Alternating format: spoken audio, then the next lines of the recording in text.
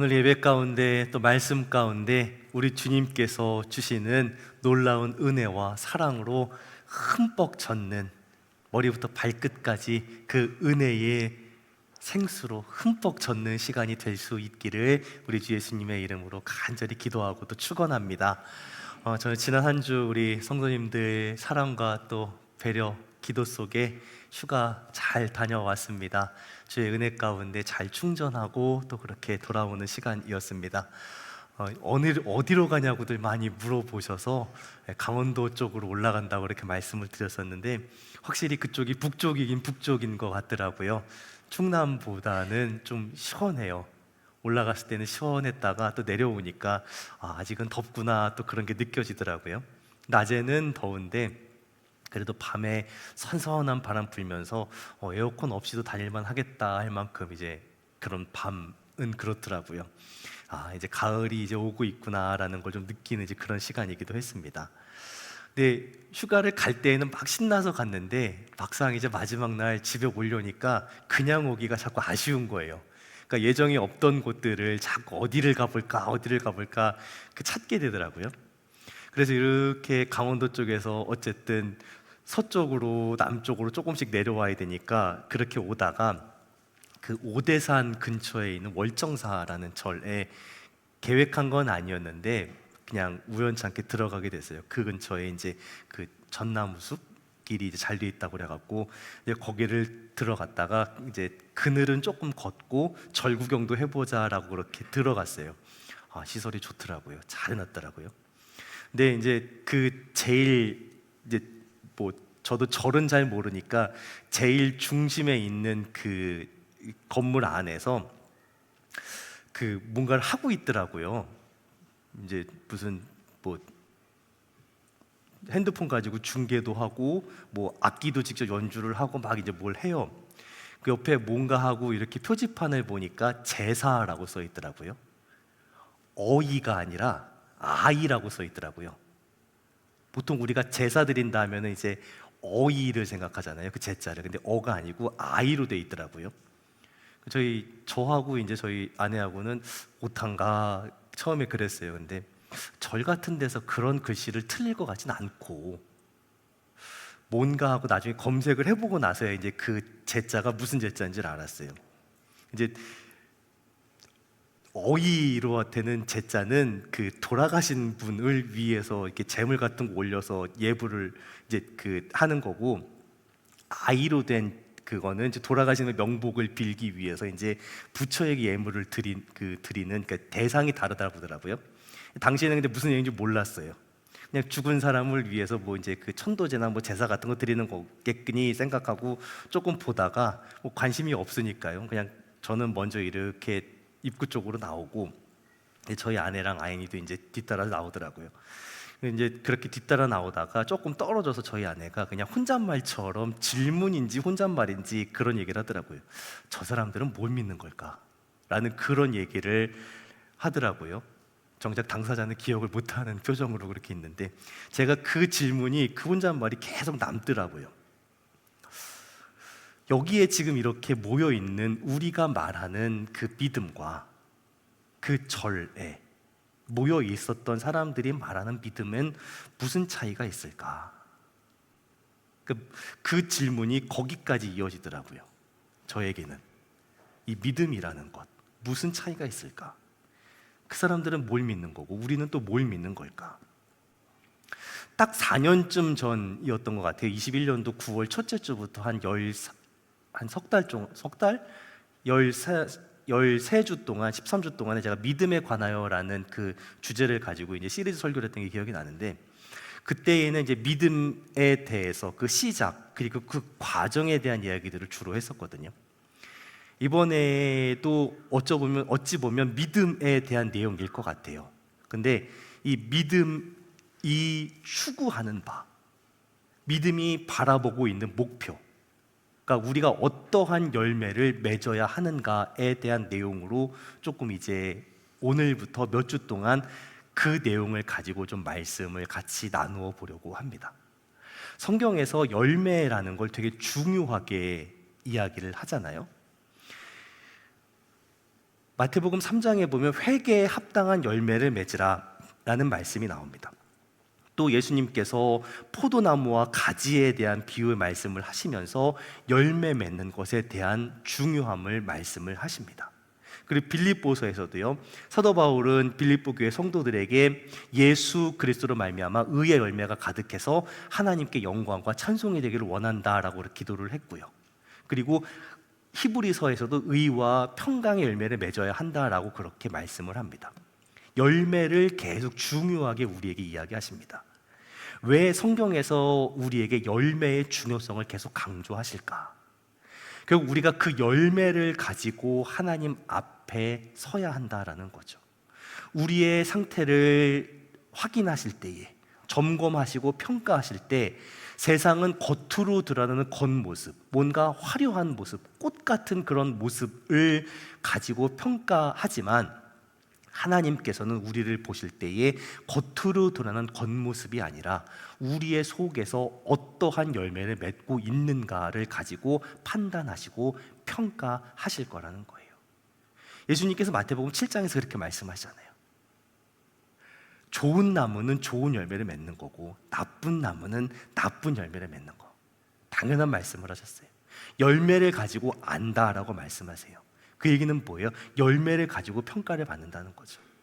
어떤 열매를 맺어야 하나님 앞에 섰을 때 칭찬을 받게 되냐는 거예요. 어떠한 열매가 하나님 보시기에 좋은 열매냐라는 거예요. 이 얘기는 전혀 어려운 이야기가 아닙니다. 이미 우리는 이 답을 잘 알아요. 우리가 오늘 말씀으로 함께 읽었던 갈라디아서 5장 22절 23절에 나오는 이 성령의 열매를 맺는 것이 하나님 앞에 섰을 때에 칭찬받는 모습이라는 거죠. 성령의 열매를 맺는 것입니다. 우리가 성령이라고 하면 보통 어디에 초점을 맞추느냐? 능력에 자꾸 초점을 맞추려고 해요. 하지만 성경이 우리에게 계속해서 강조하시는 바는 성령의 능력이 아니라 성령의 열매입니다. 성령의 열매. 그럼 이 성령의 열매는 뭘까요? 성령께서 우리와 함께 하시면서 우리 속에 맺게 하시는 인격과 성품의 열매라는 거죠. 쉽게 말하면 예수님의 성품입니다. 하나님의 영이신 성령이 우리 속에 계시면서 예수님을 닮아가게 하는 거예요. 우리가 사랑하고 우리가 따르는 그 예수님을 닮게 하시는 것, 그것이 성령의 열매입니다. 그러니까 성령의 열매가 우리에게 계속 이제 추구하게 하시는 건 뭐예요? 예수님의 성품을 닮아가는 거예요. 성령 충만함이라는 것, 뜨겁게 통성으로 기도하고 방언으로 기도하고 찬양하고 이런 것도 포함이 되겠지만 성령 충만함이란 결국 예수님을 닮아가는 것입니다. 예수님의 인격, 예수님의 성품을 닮아가는 거예요.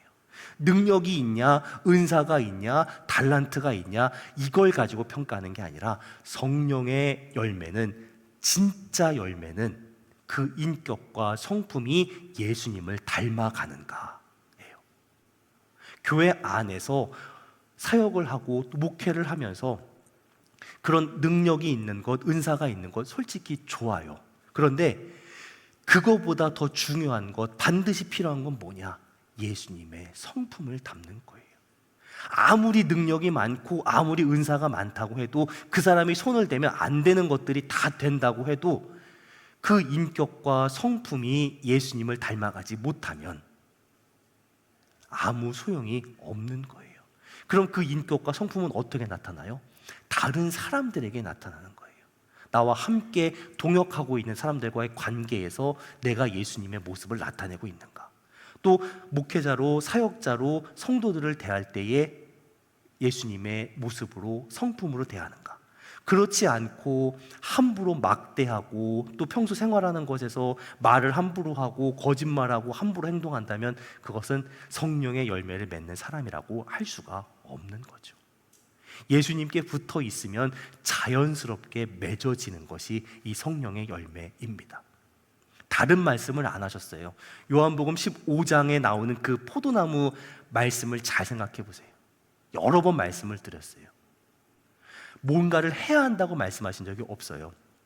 붙어 있으면 가지는 열매를 맺는 거예요. 당연한 거죠. 농사 짓는 분들은 더 잘 아실 거예요. 심어 놓으면요, 나잖아요. 자라잖아요. 열매를 맺는 거예요. 그게 죽었으면 열매를 못 맺는 거고, 살아있으면 당연히 열매를 맺는 거죠. 자, 그런데 열매가 맺히기는 맺히겠죠. 그런데 그냥 심어놓기만 하고 그냥 놔두면 어떻게 돼요? 싹이 나고 자라긴 자라는데 열매를 맺기는 맺는데 제대로 된 열매는 맺히지가 않잖아요. 그냥 심어놓기만 하고 놔두면 풍성한 열매가 맺혀지지가 않아요. 왜 그럴까요? 이 싹이 나서 줄기가 자라고 가지가 자라고 열매가 맺히는 속도보다 그 옆에서 자라는 잡초들이 훨씬 더 빨리 자라거든요. 그렇죠? 걔들은 내버려 둬도 되게 잘 자라요. 그리고 그런 것들이 양분을 다 가지고 가고 열매가 맺는데 방해가 돼요. 농사 짓는 것도 그렇고요. 우리의 삶에서 성령의 열매가 맺힐 때에도 마찬가지입니다. 우리가 성령의 열매를 맺어가는 그 속도보다 우리의 삶에서 성령의 열매가 맺히게 하는데 방해가 되는 것들이 훨씬 더 금방금방 빨리 잘 자란다는 거예요. 그럼 어떻게 해야 돼요? 잡초가 자라면 어떻게 하세요? 농사 지을 때 그냥 두세요? 보통 뽑으시잖아요. 근데 저 같은 사람 가서 잡초 뽑으라고 하면 어떻게 돼요? 이게 잡초인지 이게 나는 건지 뭔지 몰라서 다 뽑아버려요. 어떻게 할까? 잡초가 뭔지, 이게 제대로 자라는 게 뭔지를 구별해야, 그쵸? 잡초를 뽑아서 열매가 잘 자랄 수 있도록 돕는 거죠. 우리의 삶에서도 마찬가지입니다. 우리의 삶에서 예수님을 닮아가는 데 있어서, 이 성령의 열매를 맺어가는 데 있어서 풍성한 열매를 맺어야 하는데 그 풍성한 열매를 맺게 하는 것을 방해하는 것들이 있단 말이죠. 그럼 그걸 뭔지 알고 그런 것들을 우리의 삶에서 좀 제거해야 될 필요가 있잖아요. 우리의 삶에서 이 성령의 열매가 풍성하게 맺히는 것을 방해하는 요소가 무엇이 있을까? 첫 번째는 율법주의입니다. 공로주의라고도 할 수 있어요. 쉽게 설명하면 이런 겁니다. 내가 하나님 앞에서 뭔가 쓸모 있는 행동을 해야 된다는 거예요. 쓸모 있는 사람이 되어야 된다는 거예요. 내가 쓸모 있는 사람이 되고 쓸모 있는 행동을 해서 하나님 앞에 떳떳하게 서야 된다라고 생각하는 거예요. 내 힘과 내 능력을 가지고 내 노력을 가지고 하나님 앞에 쓸모 있는 사람, 하나님께 뭔가 호감을 얻어내야 되겠다라고 생각한다는 거예요. 분명하게 말씀드리지만 우리의 힘과 우리의 노력으로는, 우리의 능력으로는, 우리의 실력으로는 하나님께 호감을 얻어낼 수 없습니다. 우리가 하나님께 뭔가 쓸모 있는 존재가 된다? 우리의 힘과 능력으로, 우리의 노력으로는 절대로 안 되는 거예요. 안 되는 겁니다. 근데 자꾸만 우리는 어떻게 생각해요? 벼룩도 낯짝이 있다고 하나님 앞에서 내가 뭔가를 좀 해야 된다. 그래도 뭐 하나 쓸모 있는 걸 좀 내놔야 된다. 하나님께서 나를 구원하시는 데 있어서 내가 뭐 하나라도 좀 보탬이 돼야 된다라고 생각을 해요. 근데 그 생각 자체가 사실은 우리 속에 있는 죄성 때문에 그런 겁니다. 우리는 우리에게 주신 그 은혜를 온전히 믿지를 못해요. 갈라디아서를 나누면서 갈라디아서 5장에 들어와서도 그렇고요, 자유라는 표현을 씁니다. 자유. 우리에게 주신 구원을 자유라고 그렇게 표현을 해요. 왜 자유라고 하셨을까? 우리가 그런 부담감을 가질 필요가 없다는 거예요. 내가 뭔가를 해서 구원을 얻어야 한다라고, 내가 뭔가 보탬이 되어야 한다라는 그 생각, 그 부담감, 그런 죄책감, 그런 것에서 자유를 얻으라는 거예요. 우리에게 준 은혜는 자유를 누리게 하신 은혜입니다. 그래서 갈라디아서 5장 1절에 시작하면 뭐라고 얘기했어요? 우리를 자유롭게 하려고 자유를 주셨다 그랬잖아요. 우리는 그 은혜를 받아서 누리면 되는 거예요. 아무 자격 없는 우리를 먼저 사랑해 주셨고 은혜를 베푸셨고 자유를 얻게 하셨고 그 자유를 누리게 하셨습니다. 근데 우리는 자꾸 어떻게 생각해요? 내가 뭔가를 해야 한다 생각합니다. 내가 뭔가 기여를 해서 내가 뭔가 보탬이 돼서 그걸 근거로 내가 구원을 얻는다? 이건 성경에서 말하는 복음이 아닙니다. 예수님이 다 하신 거예요. 예수님이 우리를 위해서 육신을 입고 이 땅에 오셔서 우리의 모든 죄짐을 짊어지시고 십자가에서 죽으시고 우리를 의롭다 하시기 위해서 부활하셨고 지금도 임마누엘 하시면서 함께 하시면서 우리를 인도해 가시는 거잖아요. 예수님만으로 충분한 거예요. 예수님만으로. 거기에 다른 걸 뭐 얹고 보태고 할 이유가 없는 거예요.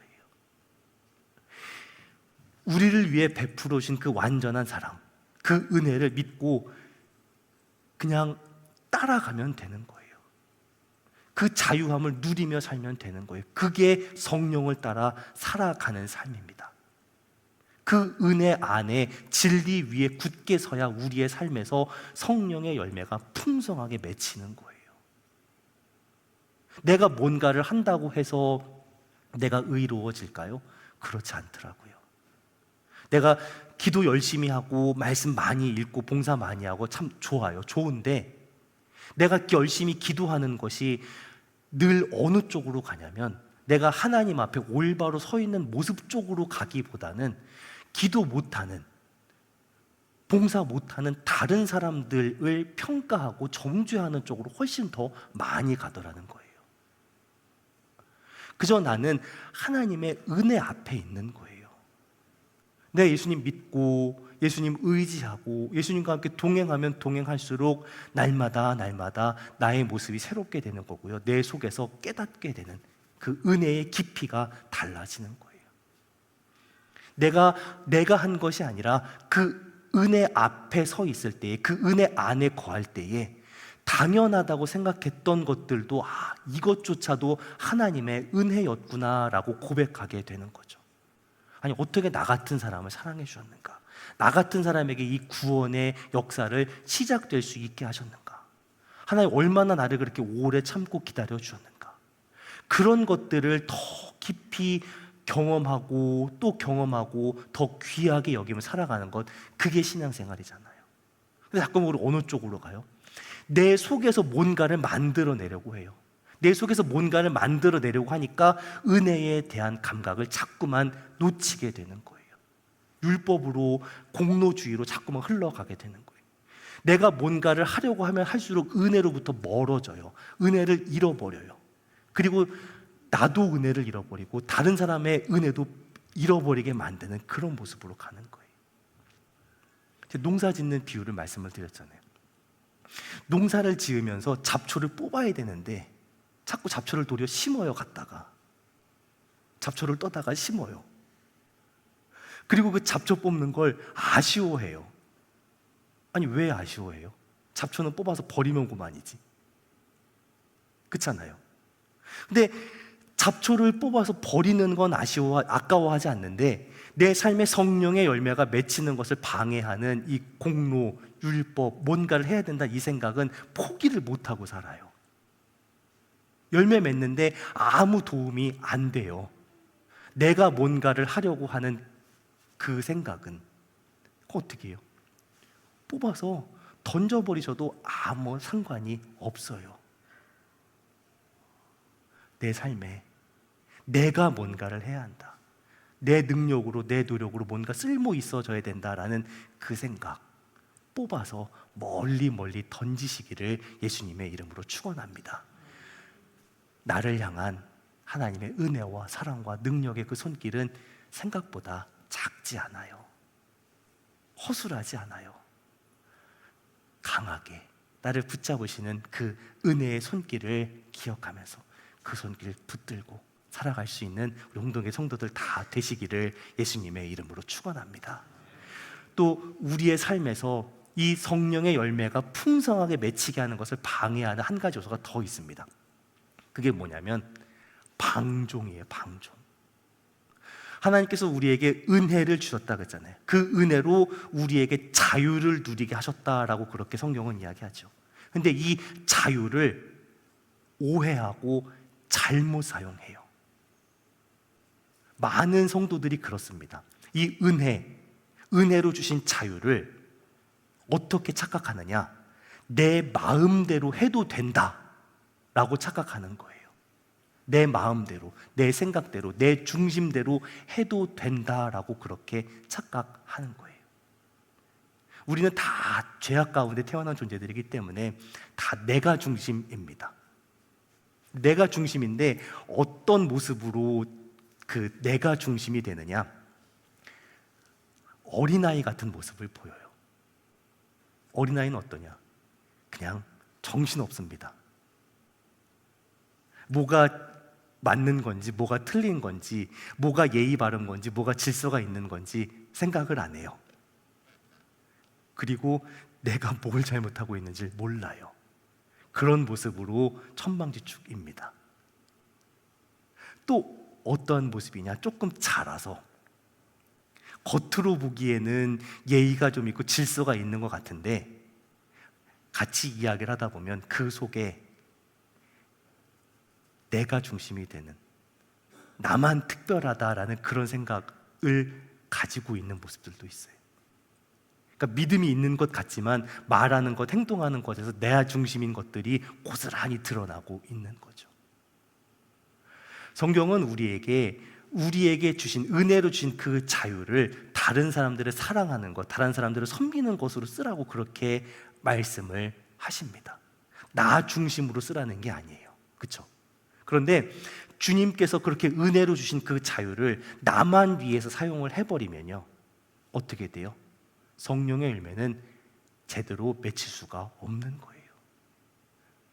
나를 위해서, 나 중심으로 내 만족을 위해서 내게 주신 자유를 그렇게 써버렸는데 성령의 열매가 맺힐 수가 없는 거죠. 성령의 열매는 맺히지 않고 어떤 모습이 맺힌다고요? 육체의 일만 나타난다는 거예요. 육체의 일만. 19절, 20절, 21절에 나오는 육체의 일, 이런 모습들만 나타난다는 거예요. 우리의 삶에 어떠한 모습이 나타나고 있어요? 이미 갈라디아서 말씀을 통해서 나눈 지 얼마 안 됐잖아요. 육체의 일이 나타나고 있어요? 아니면 성령의 열매가 나타나고 있어요? 내 삶에 성령의 열매, 사랑, 희락, 화평, 오래 참음, 이런 것들은 하나도 안 나타나고 19절, 20절, 21절에 나오는 원수 맺는 것, 분쟁, 시기, 분냄, 분열, 이런 것들만 계속 나타나고 있는데 내가 그냥 교회에 한번 나오니까, 주일 한번 나오니까 이걸로 내가 다 했다라고 그렇게 생각하면 안 된다는 거죠. 우리의 삶에는 계속해서 잡초들이 자라납니다. 내가 열매 맺지 못하게 만드는 잡초들이 자라납니다. 갈라디아서는 그것을 나를 무너지게 하는 육체의 소욕이라고 그렇게 표현을 했죠. 내 삶에 날마다 잡초가 자란다는 걸 인정해야 해요. 그래야 뽑죠. 내 속에서 잡초가 자란다는 것, 육체의 소욕을 따라가는 그 모습이 있다는 걸 인정을 해야 내가 도와달라고 요청을 할 수 있는 거 아니에요. 바울도 내 속에서 계속 그러한 모습들이 나타난다고 그렇게 탄식했는데, 그래서 은혜를 달라고 기도했는데 우리는 아닌 척하고 산다는 거예요. 내 삶에 그런 잡초들이 자라나고 있다는 걸 인정하지 못하고 나는 되게 완벽하게 잘하고 있다라고 그렇게 착각하면서, 그렇게 속이면서 살아간다는 거예요. 우리는 완벽하지 못해요. 그러니까 정직해야죠. 성령을 따라 행할 수 있게 해달라고, 그렇게 살 수 있는 은혜와 능력을 달라고 구해야 합니다. 다시 한번 말씀드리지만 우리가 열매 맺는 것 방해하는 잡초들은 아주 빨리 자랍니다. 놔두면 그냥 자라요. 뽑아도 돌아서면 또 자랍니다. 날마다 뽑아도 될까 말까인데 그걸 내버려 두고 내 마음을 그쪽에 더 쏟고 양분까지 주면서 잡초를 키우면 어떡해요? 그러니까 당연히 우리의 삶에 성령의 열매는 풍성하게 맺히지 못하는 거죠. 그런 것들은 단호하게 뽑아내서 버리셔야 합니다. 그럼 이걸 어떻게 극복을 해요? 율법주의, 공로주의 아니면 방종으로 흐르는 이 모습을 어떻게 극복을 해요? 이 두 가지 장애물을 동시에 극복하는 방법은 딱 하나입니다. 사랑입니다. 사랑. 나 같은 사람을 사랑하신 그 하나님의 사랑 앞에 내가 계속 서는 것밖에 없습니다. 하나님의 사랑에 계속 노출이 되어야 합니다. 하나님의 사랑에 노출되기 위해서 말씀을 듣는 거예요. 하나님의 사랑에 노출되기 위해서 찬양을 하는 거예요. 하나님의 사랑에 노출되기 위해서 기도하는 거예요. 그 사랑에 계속 노출되면서요, 알아가고 닮아가는 것입니다. 그 사랑 앞에 있기 때문에, 그 사랑을 계속 만나기 때문에, 그 사랑으로 계속 나의 삶이 만져지기 때문에 닮아가는 거예요. 보는 게 그거니까 닮아갈 수밖에 없는 거죠. 그 사랑으로 인해서 우리의 삶에 자꾸만 생겨나는 그 잡초들을 제거하고 극복하고 성령의 열매를 풍성하게 맺게 되는 겁니다. 그래서 성령의 열매의 시작이 뭐예요? 사랑입니다. 사랑으로 시작을 하는 거예요. 이제 오늘은 이렇게 개론을 나누고 다음 주부터 이제 본격적으로 예수님을 닮아가게 하는 이 9가지 열매들, 사랑, 희락, 화평, 오래 참음, 자비, 양선, 충성, 온유, 절제, 한 가지씩 좀 나누어 보려고 합니다. 예수님께서 우리의 삶에 풍성하게 열매 맺게 하실 것, 그 열매의 풍성함을 기대하고 사모하셨으면 좋겠어요. 주님, 내 마음밭에 말씀의 씨앗이 잘 뿌려질 수 있게 하여 주옵소서. 내 삶에, 내 마음밭에 자라고 있는 잡초들, 또 박혀있는 이 돌들 잘 제거될 수 있게 하여 주옵소서. 내 마음이 그렇게 준비될 수 있게 하여 주옵소서. 그 기대와 사모함을 가지고 나아가는 우리 모두가 되기를 소원합니다. 그래서요, 예수님을 더 알아가면 좋겠어요. 더 닮아갈 수 있었으면 좋겠어요. 그렇게 예수님으로만 충만한 모습으로 하루하루 살아가고 세워져 갈 수 있기를 소원합니다. 그런 모습으로 우리 주님께 영광과 찬양이 될 수 있는 우리 사랑동의 성도들이 다 되시기를 예수님의